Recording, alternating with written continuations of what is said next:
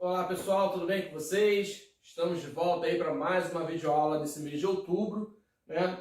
Já traduzindo aí a segunda videoaula desse mês, e hoje falaremos de um assunto muito importante nesse nosso processo de aprendizagem, tá? Então peço a vocês todo o carinho, toda a atenção e que assistam aí esse vídeo algumas vezes, caso seja necessário. Tudo bem? Antes de mais nada, gostaria de agradecer àqueles que estão tendo esses acessos, né, procurando sempre o caminho mais curto para esse aprendizado, e também solicitar a vocês que estejam sempre motivando o seu colega a estarem assistindo, a estarem fazendo as atividades impressas que vocês pegam na escola, e também aquelas que são colocadas aí no Google Formulário, lá no grupo do WhatsApp da escola, não é isso? Cada um de vocês participa desse grupinho da turma e é importantíssimo esse acesso, né? São 5 questõezinhas, são simples, só para você saber se realmente o vídeo te ajudou em algo, tá? Então deixem um comentário, coloquem lá o nome da turma, a escola e o nome de vocês, para a gente poder ter esse controle maior aí sobre o acesso que vocês estão tendo. Tá legal? Então, mais uma vez, agradecendo aí a participação de todos. Hoje falaremos aqui sobre probabilidade, né? Que seria o princípio fundamental da contagem, ou princípio multiplicativo, tanto faz, e também, posteriormente, sobre a soma das probabilidades de todos os eventos de um espaço amostral, tá? Então, hoje, a gente está aqui para poder dar a ideia de como se calcular essas possibilidades, não é verdade? O que vem a ser a probabilidade? É um número de possibilidades que você tem, né, de fazer algo ou de acertar. É assim que a gente trabalha, né? A gente pensa, claro, o que hoje retrata mais a questão da probabilidade. Seria um jogo qualquer, qual é a probabilidade que você tem de ganhar, né? Normalmente a gente faz essa pergunta e a gente fica sempre naquela dúvida, né? Poxa, caramba, a probabilidade é mínima, né? A probabilidade de eu ganhar é mínima. Enfim. Mas a gente tem um entendimento melhor utilizando aqui alguns exemplos práticos. Vou mostrar para vocês aqui, inicialmente, não o cálculo da probabilidade, que está aqui à nossa direita, né? De vocês, claro. Vou primeiro aqui ver com vocês as possibilidades, que seria o nosso princípio multiplicativo, tá? De quantas maneiras nós podemos fazer algo, de quantas formas eu posso ir da minha escola até o shopping passando pela minha casa. Esse é o esquema que eu coloquei aqui, tá? É claro que eu coloquei para vocês aqui uma árvore das possibilidades e eu consegui mostrar todos os caminhos que nós temos. Porém, nem sempre a gente consegue fazer essa relação aqui. Então a gente precisa entender o processo multiplicativo para não ter que identificar no problema todas essas possibilidades, né? Porque a gente pergunta quantas são as possibilidades e não quais são as possibilidades, tá? Porque quais são, nós teríamos que realmente fazer o que eu fiz aqui. Mas quantas são as possibilidades? Olha no que se resume o problema. É só multiplicar um número pelo outro e encontrar as possibilidades, tá? Então a gente vai analisar juntos aqui esse esquema que eu coloquei. Então, de novo, o esquema que eu coloquei aqui é quantos caminhos, tá, nós temos saindo da escola até o shopping, mas passando pela nossa casa. Então, aqui estão vocês, por exemplo, na escola, vocês vão para casa, tá? De casa vocês vão até o shopping. Aí, presta atenção. O esquema diz que da sua escola até a sua casa, você pode ir por 4 caminhos diferentes, tá? Essa é uma condição do problema. E da sua casa até o shopping, você tem 3 caminhos diferentes. Então, quais são essas combinações, essas possibilidades que nós temos de sair da escola, passar em casa e chegar até o shopping? Quantos são os caminhos possíveis? Então, observem aqui o seguinte. Eu chamei de caminho 1, C1. C1 é o caminho 1, que é da sua escola até a sua casa. Você tem o segundo caminho, da escola até a casa, que é o C2. Você tem um terceiro caminho, que é o C3, e você tem um quarto caminho. Então, da sua escola até a sua casa, você tem 4 maneiras, 4 possibilidades de caminho. Aí você vai escolher, tá? Depois disso, chegamos em casa, né? Estamos em casa. Da sua casa até o shopping, aí você já tem de novo 3 possibilidades, que eu chamei de K1, que é o caminho 1, K2 e K3. Então, eu escrevi aqui, gente, todas as formas que nós temos de chegar em casa e ir para o shopping, saindo da escola. Então, vamos lá. Se eu pegar o caminho 1, ó, eu posso chegar em casa passando por qual caminho? C1, eu vou pegar o K1, certo? Ó, C1 e usando o K1, eu tenho uma possibilidade de chegar no shopping. Eu tenho o C1 usando o K2 e eu tenho o C1 usando o K3, tá vendo? Ó, usando o primeiro caminho da escola para casa, eu posso ter mais 3 possibilidades para chegar no shopping. Então é C1K1, C1K2, C1K3, tá aqui. Mas se eu escolher o caminho 2 para chegar em casa, ó, eu peguei o C2, mas eu posso pegar o K1, K2 e o K3. Então, ó, C2K1, C2K2, C2K3. Ótimo. Mas se eu pegar o caminho C3, né, da escola, eu tenho C3 com K1, C3 com K2 e C3 com K3. Mas para finalizar, eu não escolhi nenhum desses 3, eu escolhi o 4º caminho. Então ficou C4K1, C4K2, C4K3. Está aqui. Então, somando esses caminhos, eu tenho 3, 6, 9, 12.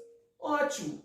Conseguimos aqui escrever, né, o esquema, traduzir o esquema em quantitativo. Eu escrevi todas as possibilidades, tá? Mas imaginem vocês, se vocês tivessem aí 300 possibilidades, eu teria que escrever os 300 caminhos possíveis?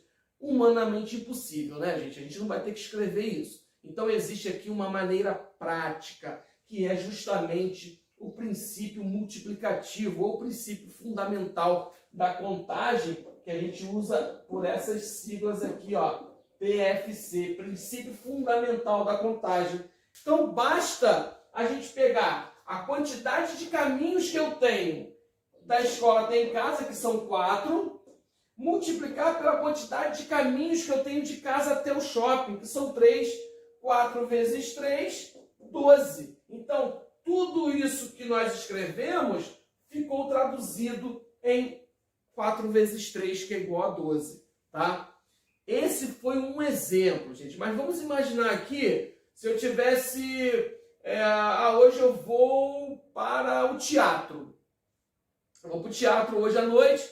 Aí eu vou abrir meu guarda-roupa, eu tenho lá o seguinte, eu tenho 5 calças, vamos botar aqui, ó, eu tenho 5 calças, eu tenho 3 blusas,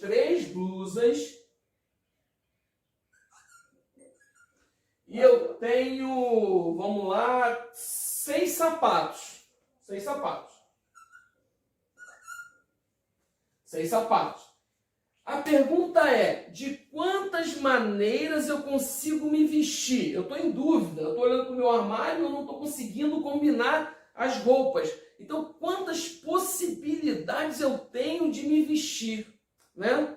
É claro, eu poderia fazer uma por uma. Calça 1 com blusa 1 com sapato 1. Calça 1 com blusa 1 com sapato 2. Isso vai me dar um quantitativo grande. Então, fica difícil. Mas, gente, se eu sei que eu tenho 5 calças, 3 blusas e 6 sapatos, basta a gente multiplicar essas possibilidades, né? Ficaria 5 vezes 3 vezes 6. 5 calças, 3 blusas e 6 sapatos.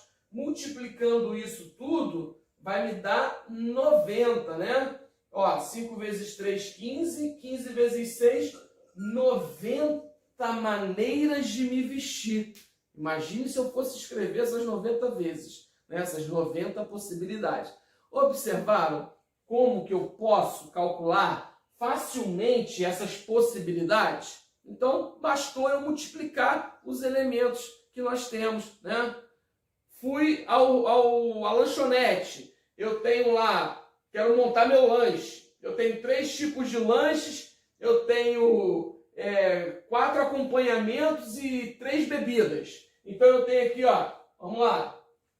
Eu tenho 3 lanches, 4 acompanhamentos e 3 bebidas. De quantas maneiras eu posso montar o meu lanche? 3 vezes 4, 12. 12 vezes 3, 36 possibilidades. Então, a gente consegue montar o lanche de 36 maneiras. Quais são essas maneiras?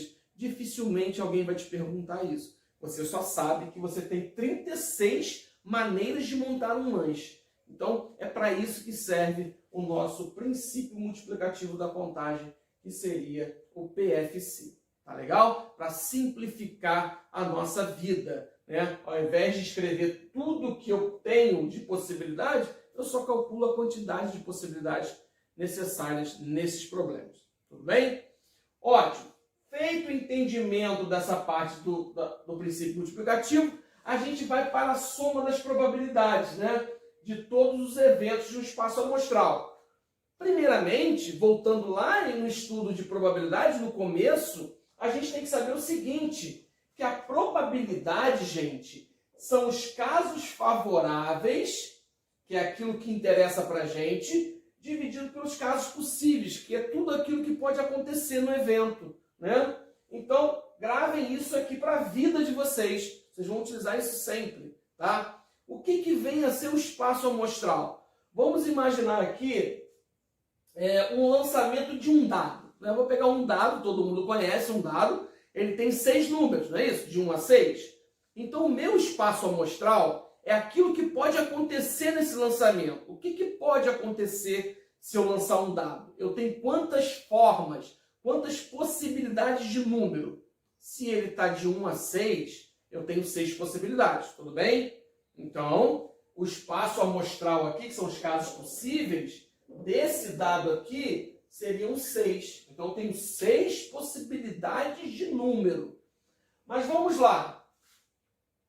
Qual é a probabilidade de sair um número par? Opa, sair um número par nesse lançamento, eu vou primeiramente saber o seguinte, o que é favorável para a gente? Não são os números pares? Então, no dado de 1 a 6, eu tenho 2, eu tenho 4 e tenho 6. Então, dentro desse dado, eu tenho 3 possibilidades de sair um número par, tá? Então, é o 2, 4 e 6, e as chances de saírem é 1, 2, 3, 4, 5, 6. Então, são 6 possibilidades. Então, ó, eu tenho 3 chances de sair um número par num total de 6 possibilidades, né? Porque o dado tem 6 faces, 6 números. Ótimo. Então, a probabilidade de sair um número par é igual a 3 sextos. Aí, a segunda pergunta é, e de sair um número ímpar, gente? Caramba, vamos lá. Se a chance de sair par é 3 em 6, a de sair ímpar é 3 em 6 também. Por quê? Eu tenho 1, 3 e 5, né? Eu tenho 1, 3 e 5, que é ímpar, e tenho 2, 4 e 6, que é par. Então, o que aconteceu aqui, gente? A chance de sair par e a chance de sair ímpar é a mesma, tá? Por quê? Porque se eu somar os pares com os ímpares, me dá o total de 6 números. Isso é chamado de eventos complementares. O que significa isso, professor? Eventos complementares são aqueles que se completam, tá? Só para ocorrer um, não pode ocorrer o outro. Para sair número par, não pode sair número ímpar, né? Então, se eu tenho 3 chances de par e 3 chances de ímpar, 3 com 3 me dá 6, que é o total do espaço amostral, ó. Então, o que acontece?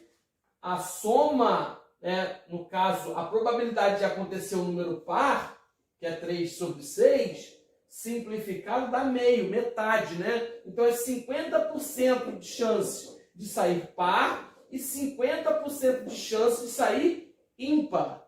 Ou seja, a soma será sempre igual a 1 ou a 100%. Por quê? Se eu pegar 50% do par e 50% do ímpar, vai dar 100%.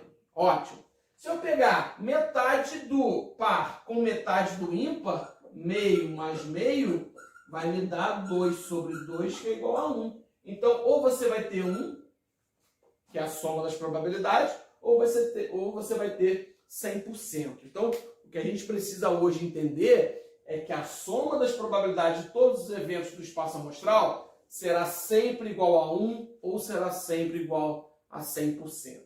Tá legal? Basta que vocês entendam isso, tá? Para que a gente possa dar seguimento a esse estudo nos próximos vídeos. Tudo bem? Então, uma coisa de cada vez para a gente poder alcançar o objetivo maior, que é o aprendizado. Tá legal? Espero que tenham gostado. Tenham todos aí um bom estudo e até a próxima aula.